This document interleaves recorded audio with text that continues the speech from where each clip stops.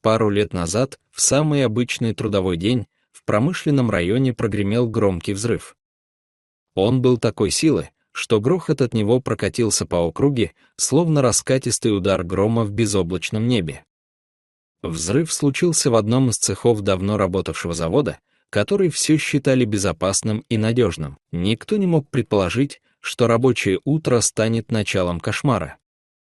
Уже через несколько минут небо затянуло плотной, черной пеленой дыма, а над корпусом взвелись языки пламени. Огонь стремился с пугающей быстротой, поглощая сначала само производственное здание, а затем и все вокруг. Полыхали деревянные перегородки, раскалялись металлические балки, и вскоре огонь переметнулся на жилые строения, находившиеся всего в 2 кварталах от завода. Местные жители сперва не могли поверить увиденному. Казалось, это страшный сон или кадры из фильма. Но очень скоро всем стало ясно, нужно бежать.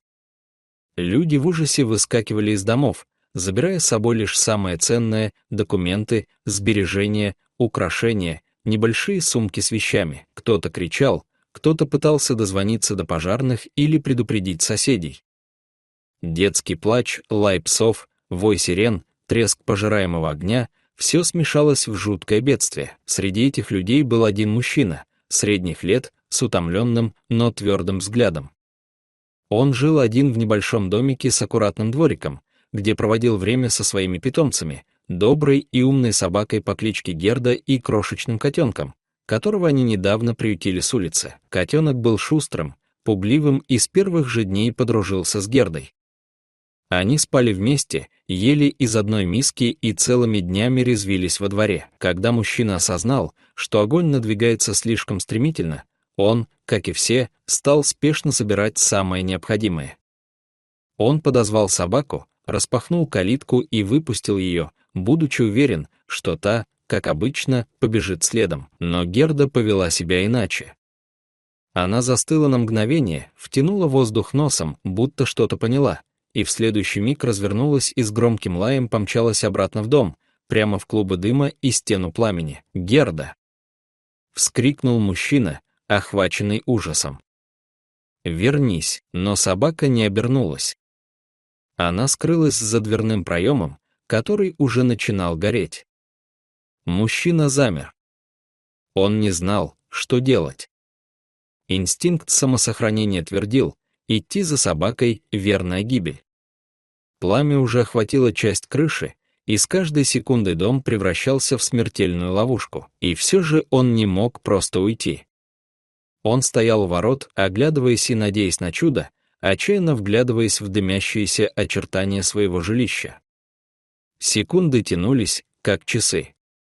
Он готовился к самому худшему, но вдруг воздух словно дрогнул.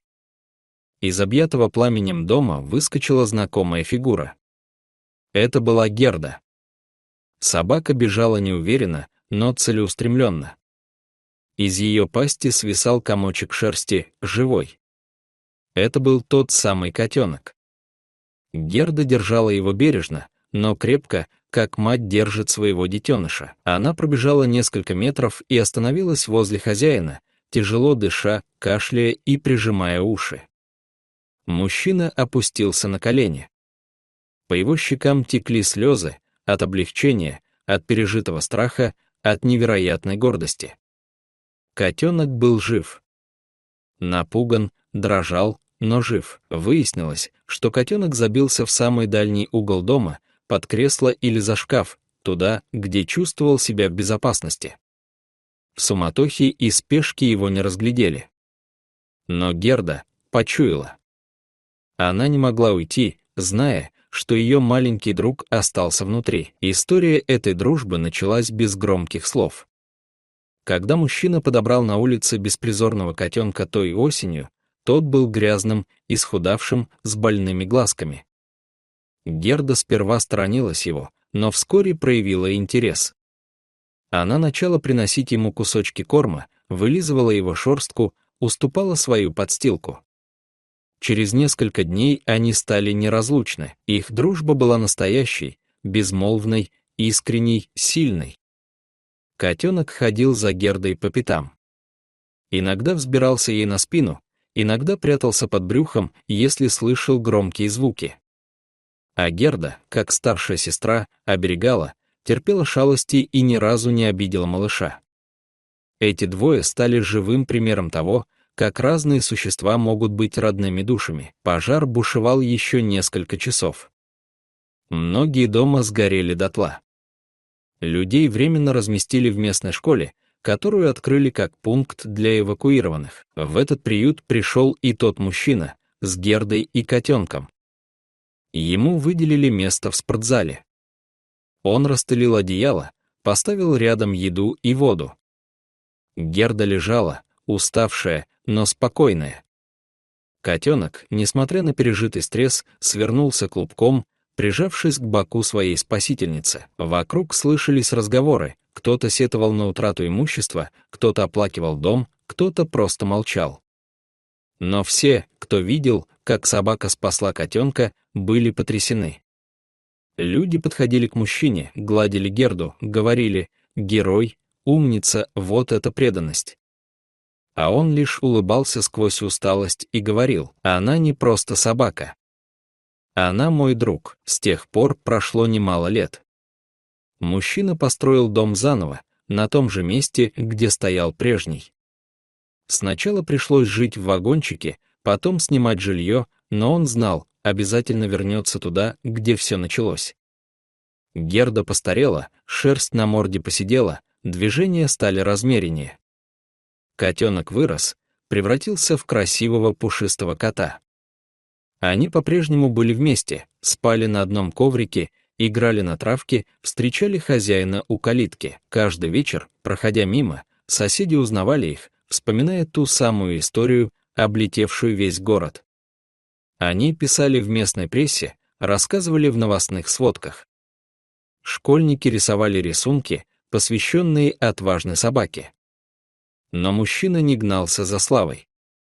Для него это была не сенсация, это была сама жизнь. Он никогда не забудет тот взгляд, которым Герда посмотрела на него перед тем, как броситься в пылающий дом.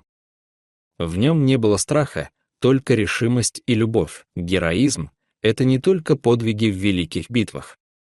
Настоящий героизм рождается в сердце, в тот самый миг, когда выбираешь не себя, а другого. Когда идешь навстречу опасности не ради славы, а потому что не можешь поступить иначе. Потому что любишь. Герда не знала слова «герой». Она не думала, что совершает нечто великое. Она просто спасала друга. Для нее это было так же естественно, как дышать. Эта история сохранилась в памяти не только жителей того района, но и всех, кто о ней узнал. Потому что она напоминает нам: доброта, верность и любовь — не пустые слова. Дорогие зрители, что вы думаете об этой истории? Поделитесь, пожалуйста, в комментариях. А если вам понравилось это видео, ставьте лайк и подписывайтесь на наш канал. До новых встреч!